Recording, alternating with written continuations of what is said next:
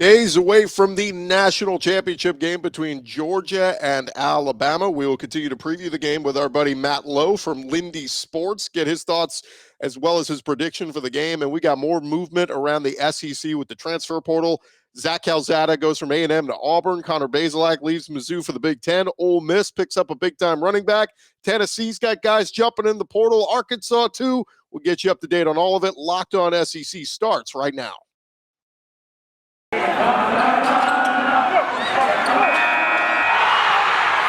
are Locked On SEC, your daily podcast on the Southeastern Conference. Part of the Locked On Podcast Network, your team every day.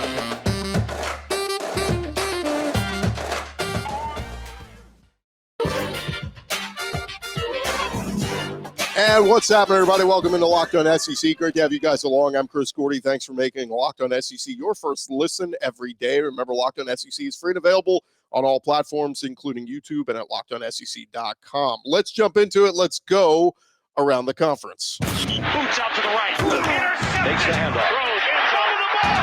What a catch. Around the conference. And we start formerly at Texas A&M, now at Auburn. Zach Calzada is staying in the SEC West. The Texas A&M transfer quarterback announced his commitment to Auburn on Thursday. As a redshirt sophomore, Calzada played in 12 games, including 10 starts for A&M last year. The third-year quarterback threw for 2,100 yards, 17 touchdowns, and 9 interceptions.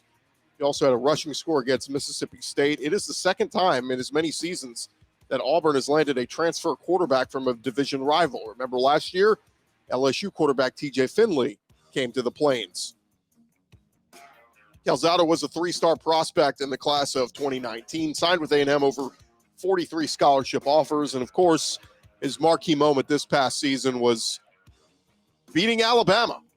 And that's something they like on the Plains. So we'll see if Zach Calzada is able to beat out TJ Finley for the starting job there in Auburn. But I understand if you're an Auburn fan, maybe not in love with your choices at quarterback, but bringing in Zach Calzada will be a nice welcome piece, I feel like, to throw into the mix and see what, who made the best man earn the job. I know Demetrius Davis is a guy that they are high on, who came in this past year as well.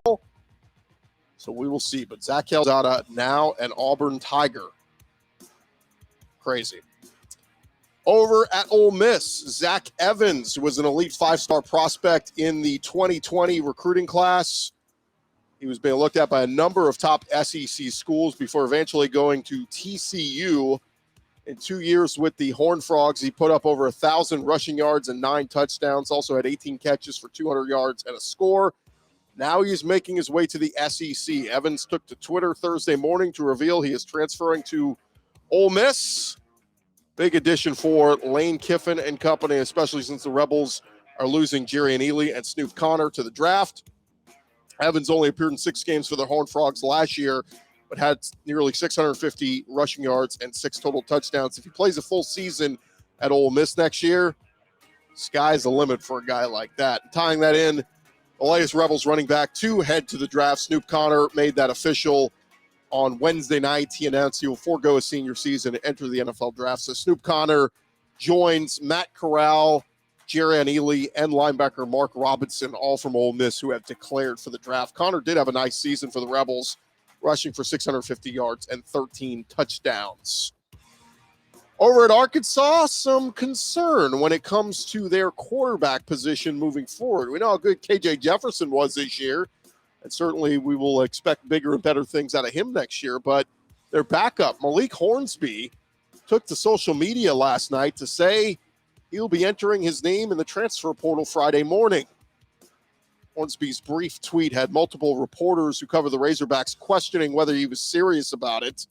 24/7 Sports reporting Hornsby will enter the portal, citing his tweet. But entering the transfer portal doesn't mean that you're absolutely leaving.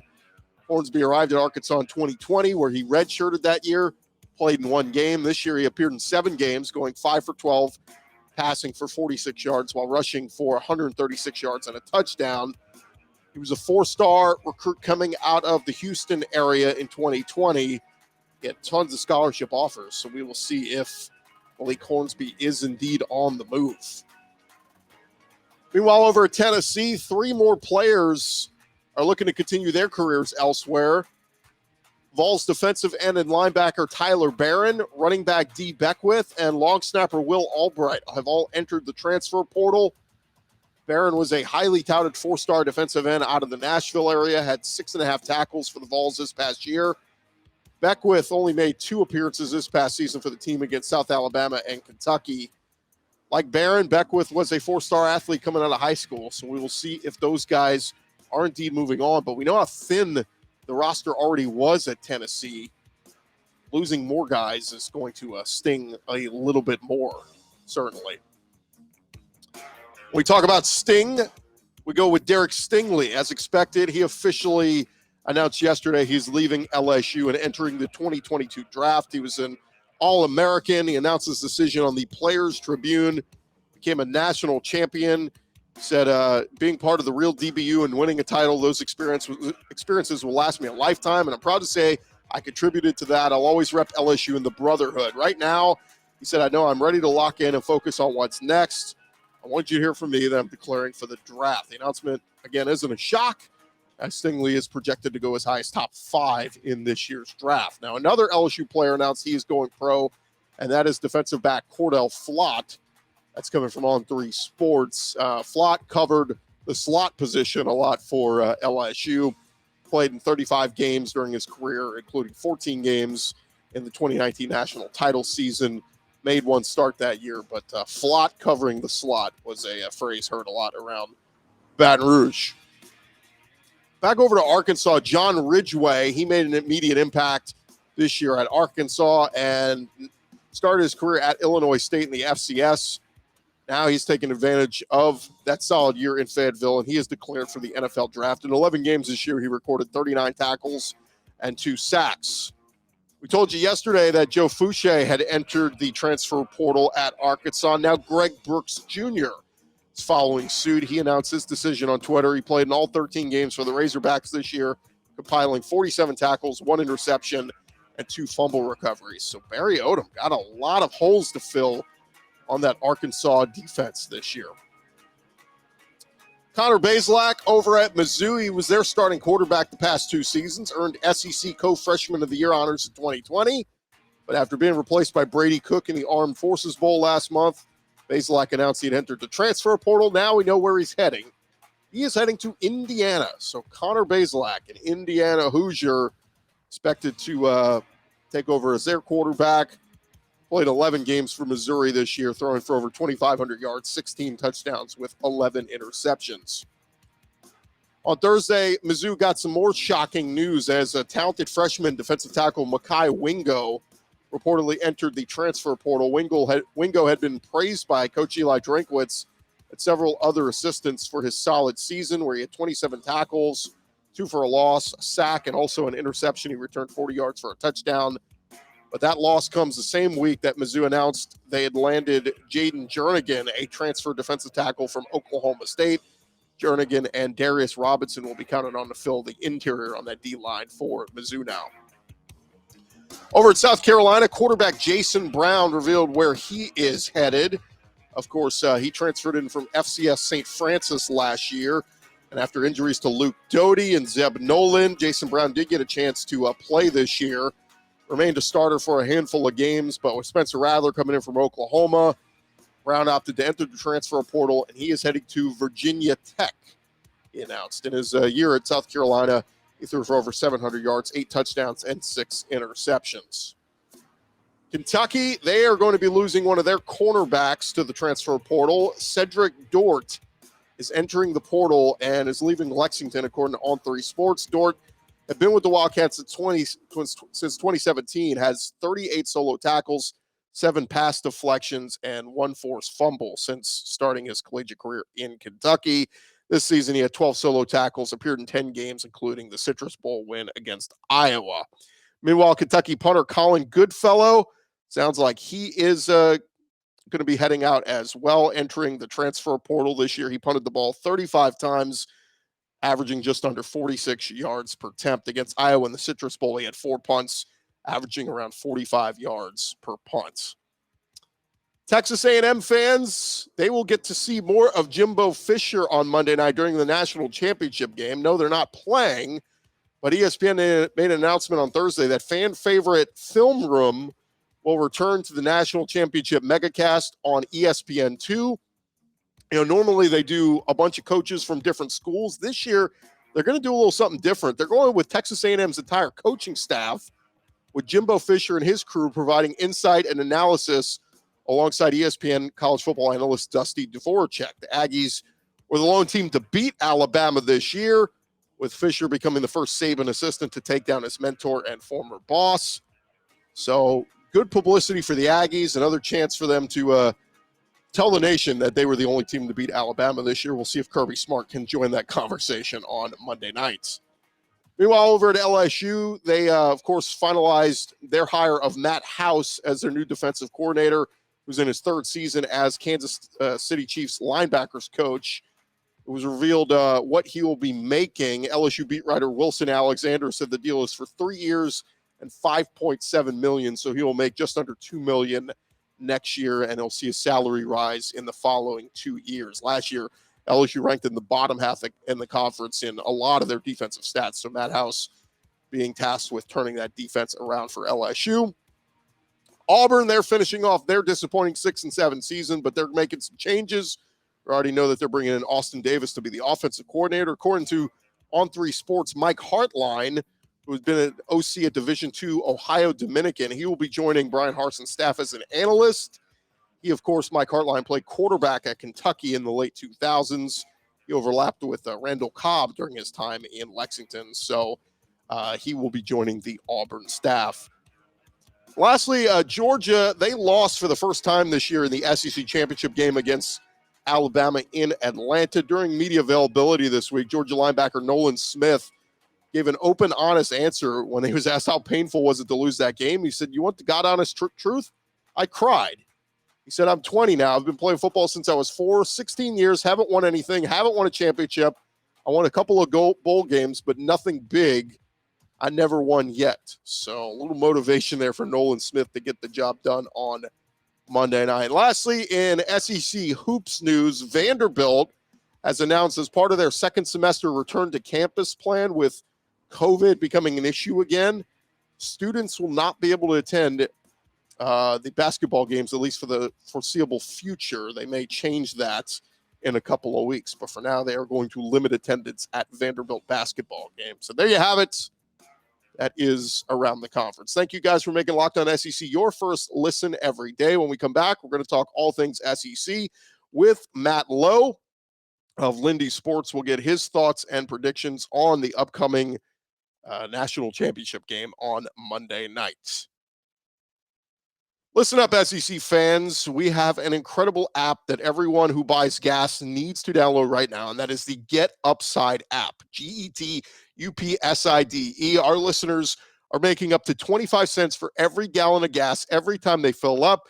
You just download the free Get Upside app in the App Store or Google Play right now, and make sure you use our promo code SCORE, SCORE, and you will get a bonus 25 cents per gallon on your first fill up. That's up to 50 cents cash back.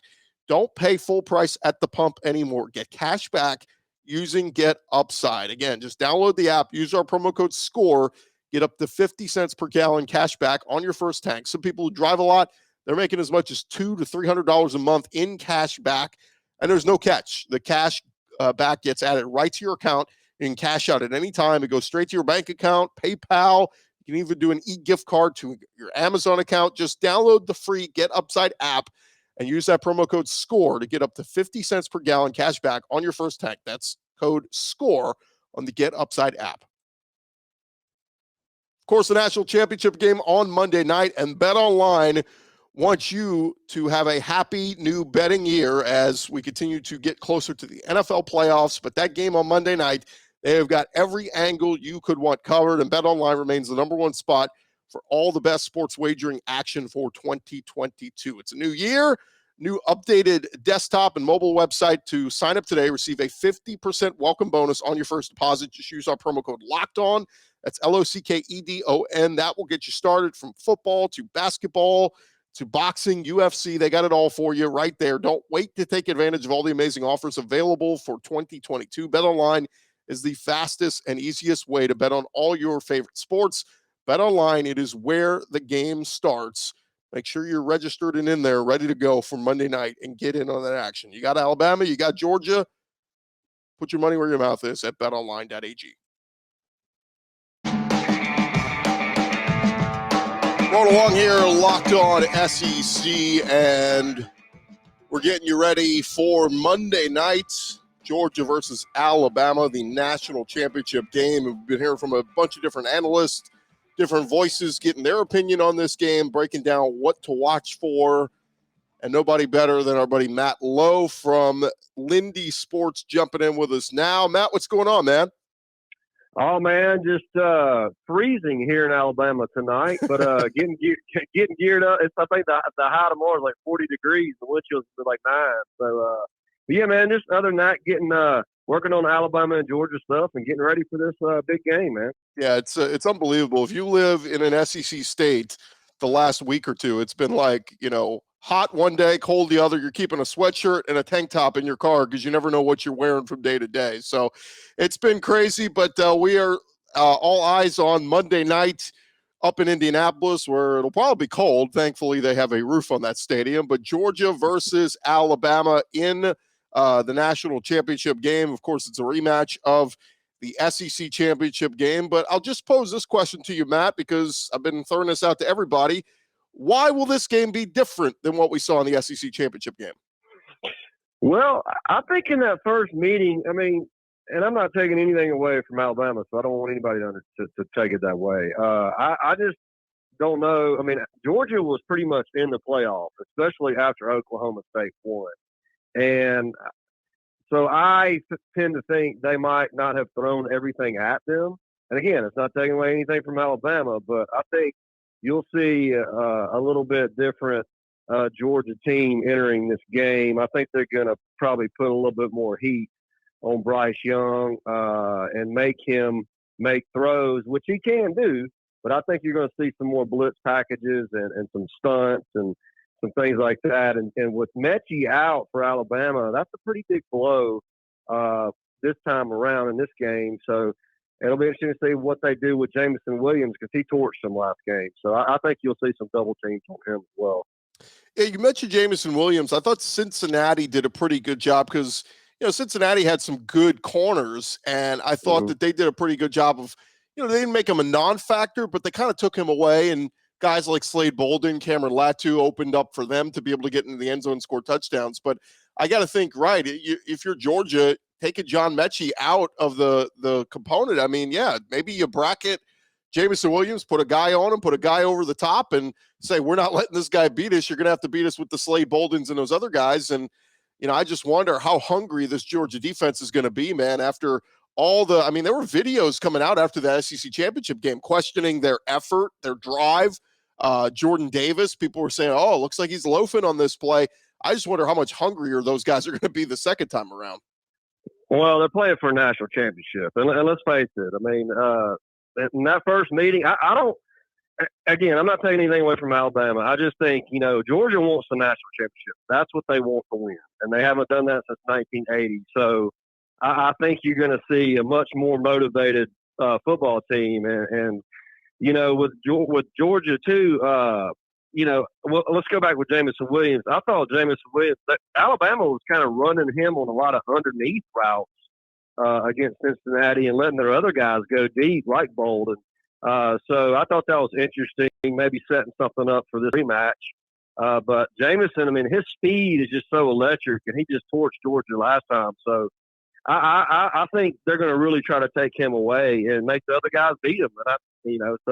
And I think another thing that we watch for in this game, guys, is what we saw with Alabama's defensive line and Georgia's defensive line in the semifinal games is batting the balls down. Yeah. Neither one of these quarterbacks are that big. So I think that'll be something to watch in this game, and you might see an interception off a batted ball.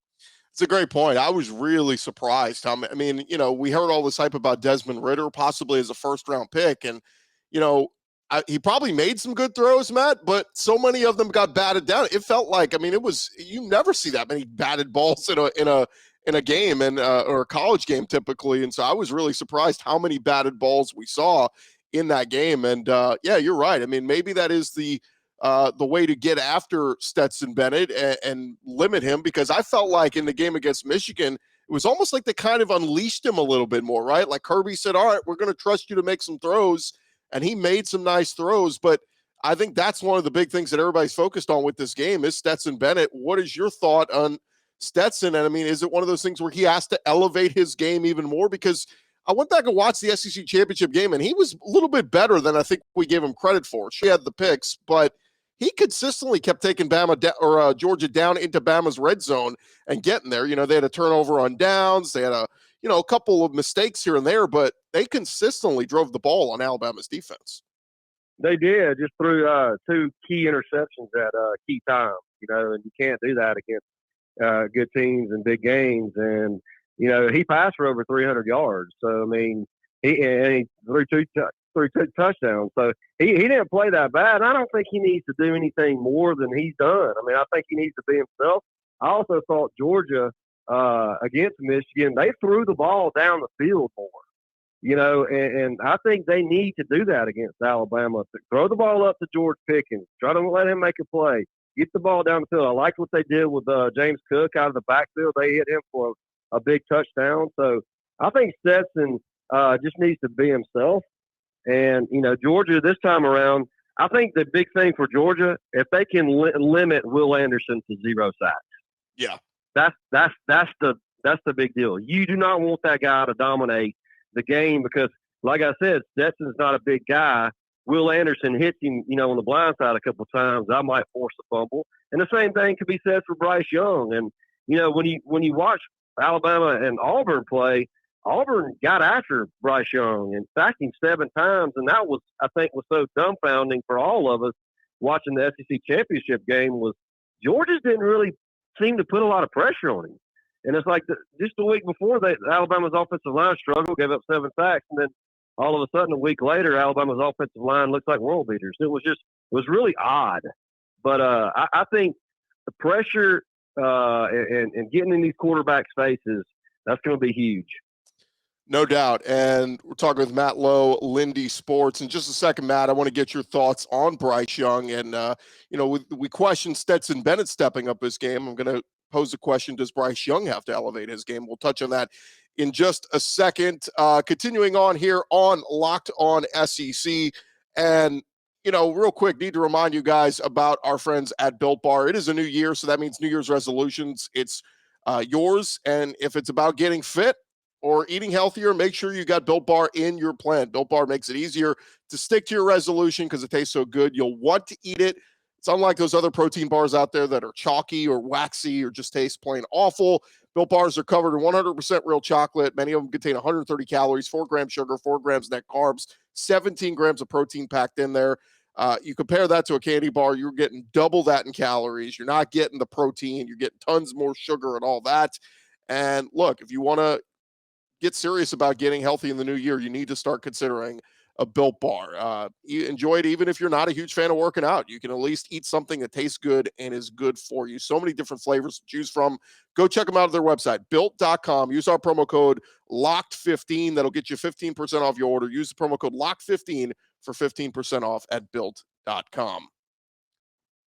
Continuing our conversation with Matt Lowe from Lindy Sports. And Matt, before the segment there, I was just starting to touch on Bryce Young, and I had somebody bring this up to me a few days ago. They said they think Bryce Young, like he had his best game clearly in the SEC championship game against Georgia, and that came off probably his worst game of the year in the Iron Bowl against Auburn. But I had somebody say, we're spending all this time talking about Stetson Bennett and what he has to do. They said, what if Bryce Young, has a bad game this time out? It could mean trouble for Alabama. It brings up a good point because he was not sacked in that SEC championship game when they played Georgia. And again, I brought up the Jordan Davises and all those guys up front. They're going to want to get after it. Bryce Young could deal with a lot of pressure in his face in this game. And if he does, how does he offset that if they're taking the runaway as well? Well, I mean, he'll need to get the ball off quick. I mean, and then Bryce is really good at moving in the pocket and delivering the ball. I mean, but when you start getting hit time and time again, it kind of throws things off. And that goes for any quarterback. Heck, we saw last year in the Super Bowl, the best quarterback in the NFL, I mean, was running for his life. Right. So I don't think he has to do anything better. And if anything right here, if Georgia is really getting to him, I mean, I think Alabama is going to need to spread them out and get 5 wide and try to do a little tempo. I mean, you mentioned Jordan Davis in that SEC championship game. I mean, he was huffing and puffing in that game. Yeah. I mean, there was one time I watched him. They snapped the ball, and he just stood there and just raised up, and he didn't do anything, which I thought was a pretty pathetic effort. But, I mean, maybe he was just tired. But both of these teams got really big defensive lines. So if you can get them tired, that'll be key. But I don't think Bryce really needs to do anything any better. I mean, heck, he's a Heisman Trophy winner, and he's got 46 touchdown passes. So I just think if Georgia starts hitting him, though, I think Alabama's going to need to make some adjustments. It's probably spread Georgia out. Yeah, I'm looking at, I know it's getting a lot of talk, Darian Kendrick and the secondary for Georgia. I'm looking at the linebackers because they are so talented with Nolan Smith and Channing Tindall, all those guys they've got, Nakobe Dean, like they've got such talented linebackers. I think those guys are what can be a difference maker this time around. You talk about getting your hands on balls, batting balls into the air. If those guys are getting interceptions off Bryce Young, I think that could really turn the tide here. But I'm keeping my focus on the Georgia linebackers. I think for, the defensive front, obviously I think will come much stronger. I think the secondary will be okay, but I think it's on those Georgia linebackers to step up and make a difference and make a big play or two. And I think that could maybe swing the momentum in Georgia's favor. What do you think about the thought of Kirby having Saban in his head? I mean, obviously, look, he's 0-4 now. Jimbo finally broke through as the first Saban assistant to beat Nick Saban this year. But what do you make of the thought of maybe being the X factor of Kirby's got to get out of his own head and just coach this one game and not think at all about Obi-Wan Kenobi on the other sideline? Well, I mean, look, Alabama's pulled some rabbits out of the hat, too, to win some of those games. Right. So they did. I mean, they really did. But I think Kirby needs to be him. I think it's the Georgia team. I mean, they just got to have the confidence that they can beat them. But I mean, they've been right there, playing. And I think, this goes back to what I was talking about earlier in that first game. Did they throw everything they had at them?